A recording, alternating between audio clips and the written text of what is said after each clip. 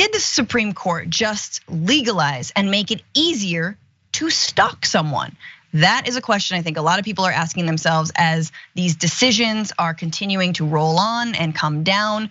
And this one might be another one that is only putting us further at risk. So this was a 7-2 decision actually, with, importantly, Clarence Thomas and Amy Coney Barrett being in the opposition to it, meaning they did not want to make this easier, but it was a free speech, supposedly a free speech lawsuit. And this was according all to Slate, who sort of does a good breakdown of it. The Supreme Court majority describes in its holding last week in Counterman versus Colorado as a vindication of the First Amendment and a principled defense of freedom of speech. But was it? So let's get into the details of this case. The case is about a relentless 6-year stalking campaign by a man determined to insert himself into a woman's life without her consent. The woman at the heart of the case was CW, a thriving local musician, until Billy Counterman became obsessed with her.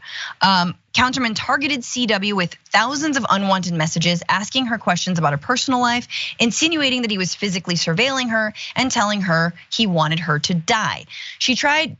First of all, it's just amazing when you are obsessed with someone, you also want them to die. I never know how that works. It's the ultimate negging, I guess. She tried to ignore the messages. This is the artist, CW.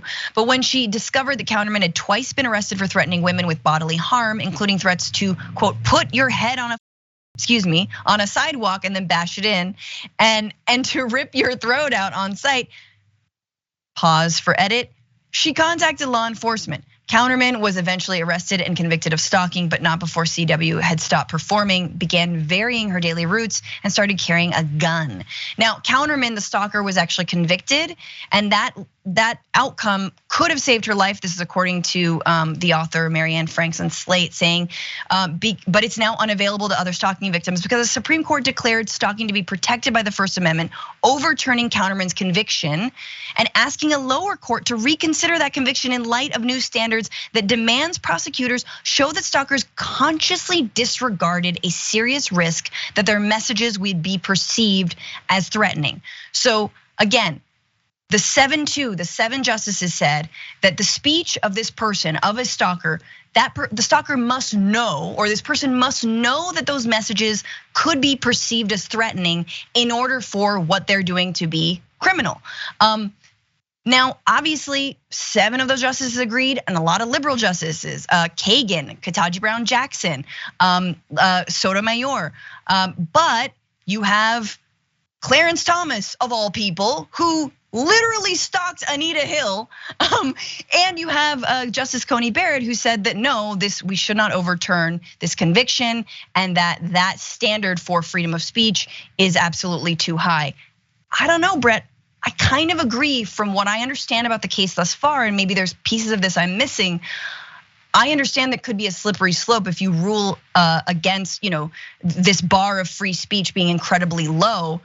But to me, the idea of a stalker knowing that their messages are hostile completely goes against what propels someone to stalk in the first place. You can stalk someone with the nicest things possible, but you're convincing yourself that they're not threatening because you're saying, hey, you look lovely, you're wonderful, you're a good person. If there are thousands of messages of that nature, that's still pretty damn scary. And yeah, you have to ask yourself, in a functioning society, what recourse have you left people who are the good guy in the situation? And it's just so strange. And frequently they end up using these terms like, what would a reasonable person declare, which is a version of I'll know it when I see it, but it really does allow freedom to the judge or the jury to make that. I mean, the reason we have 12 people in a jury to make these decisions is because we're like, well, they can't all be unreasonable. If one of them says no, then no, we can't convict you, right? But I never know how to read any kind of decision like this that's divided so strangely. The takeaway is that it seems like they're like, the Supreme Court does stuff like this where they're like, you actually just used the wrong test, that's it. That's what it was. It wasn't that this guy was a good guy, it wasn't that he was a bad guy. It's just we applied the wrong test. So on what is essentially a procedural justification, they're saying like this, just no on this. and in the future use another test, which may still result in the conviction of the dude. But in this case, you didn't use that test, so you can't proceed with that conviction. Right. And that kind of addresses in limited scope the recourse of the alleged victim in the case, but it's just one of those things when you see it at face value, you're gonna see a lot of conflicting stuff. And that's what really, in my opinion, makes this Supreme Court so great. You never know what they're gonna say. No, it's true. And God, I don't know. I guess I just feel like they should have looked at the impact, right? And the intention is very different, right, than the impact. And it reminds me of kind of the Trump stolen documents cases, where it's like, well, if he knew that it was illegal to take them, then that is an additional crime, right? That is actually a crime. But if he didn't know, if he just said, I'm sorry, officer, I didn't know I couldn't do that, white guy privilege piece, which he could have easily claimed had he not many times over be like, this is not legal, I didn't declassify them. I could have, but I didn't, and I have them here. And they wanted them back, but I didn't give them. Like, he multiple times said that, but it reminds me of that. It's like, I don't know whether how much law should be focused on intent versus like the impact. And the impact of this in the real world is that this woman and many people who are the victims of stalking have to move, have to leave their professions, stop going out in public, do not post about anything about their lives, and live in fear. So TBD, but it's very concerning.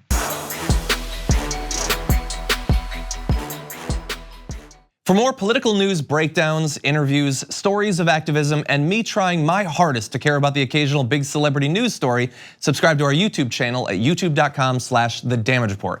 And you can ring the bell wherever it is so you don't miss anything.